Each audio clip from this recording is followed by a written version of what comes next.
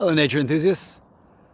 I am at a site in West Sacramento, California, where I've had really good luck finding a particular species of snake.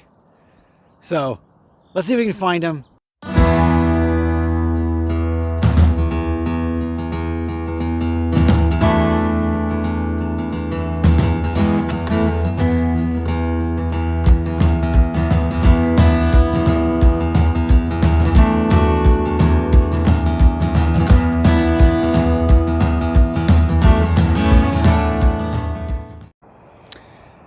So do you see these wooden boards, these flat wooden boards that are on the ground? Now, these have been here for years. They are kind of degrading and decaying and embedding themselves into the landscape at this point. The plants are sort of growing in around them. And boards like this actually produce some excellent habitat for creatures that live under things. So in a natural environment, this role would be filled by fallen logs or even rocks. But here, where humans have sort of impacted the landscape a fair bit, it is also served by these left boards. So let's see what happens when we lift up one of these boards and see if there's anybody home underneath. Ooh, not a snake.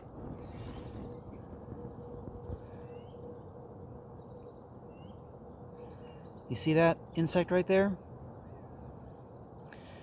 It's called a potato bug or Jerusalem cricket.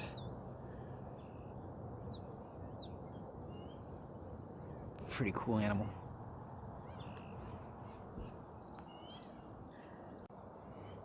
So here's another board.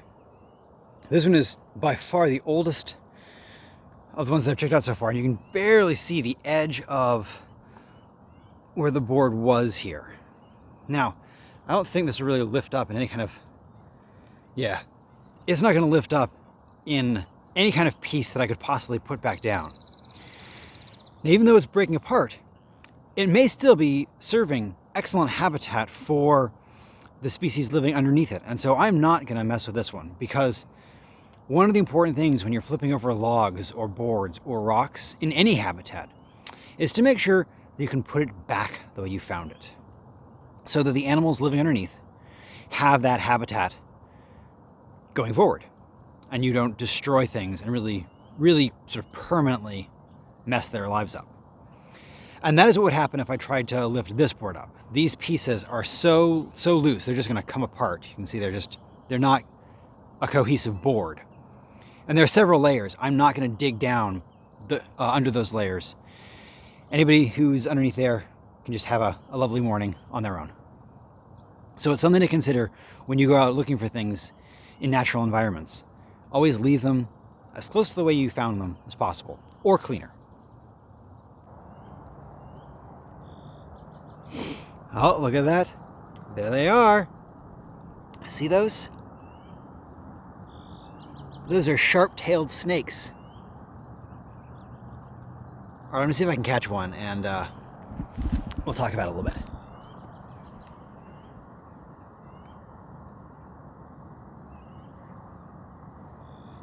Here, buddy.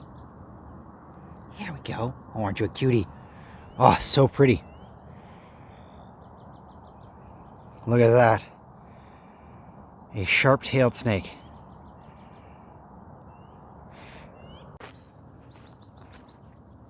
All right, so I have one of those little sharp-tailed snakes in my hand. You can see it right there. Hoping the camera is actually able to focus on that.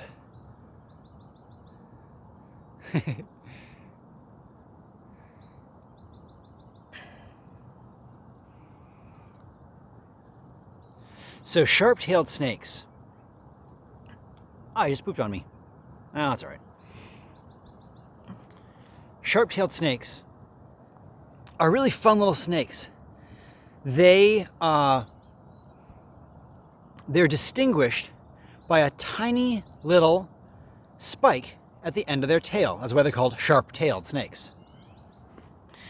This spike is actually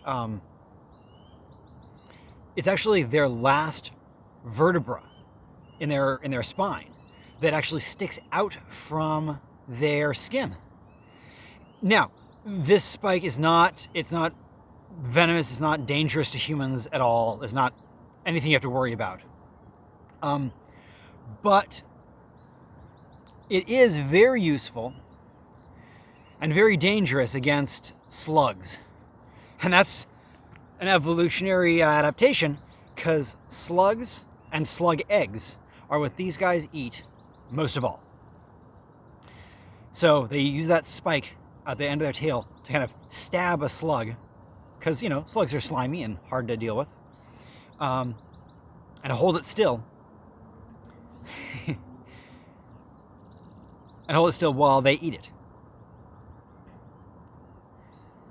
So, as we could see, I found this under this board, right?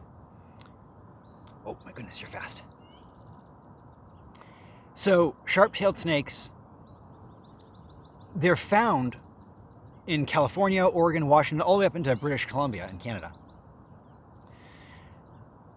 And they are adapted to living under things. It's an evolutionary adaptation called being fossorial, a lifestyle. They are fossorial, which is a great word, and it just means evolved for burrowing, for living underneath things. Whoops. And there's really pretty lovely snakes. This is probably a fairly young one. They get to be about a foot long at most. And it's a fairly unusual species for the Central Valley, which is one of the reasons why I like coming out here and finding them, kind of check on them every once in a while, because it's one of the relatively few spaces on the valley floor of California where I found them to be really regular. So a lovely little reptile.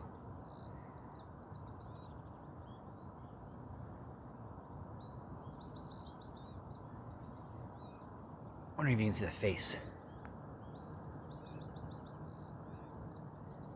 Oh. All right. I'll put you back. So one more look. You can see on the belly, it's got these very pretty banding.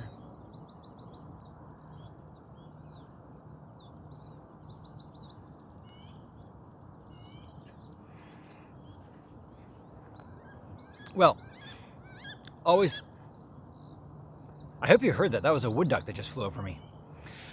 I hope you enjoyed a little visit with this. I know I did. I'm going to put this snake back now, right where I found it. And yeah, pretty fantastic little species to find. So, I hope you have good luck with your snake finding adventures. Please share them. You know, if you find a snake, if you find any reptile, and I managed to take a photo, please share it in the comments below. I love to see these things. All right, I'm gonna put them back.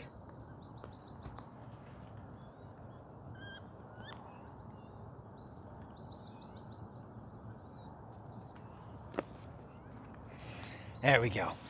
Back safe and sound.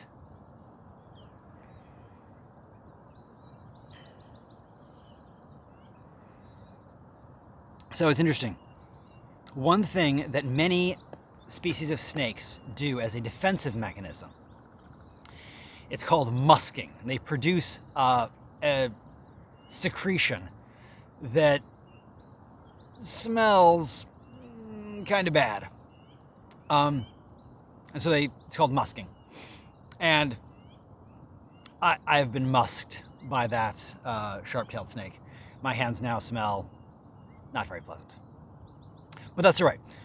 All totally worth the fun of getting to find really cool snakes. So I hope you enjoyed this. Thank you for the view.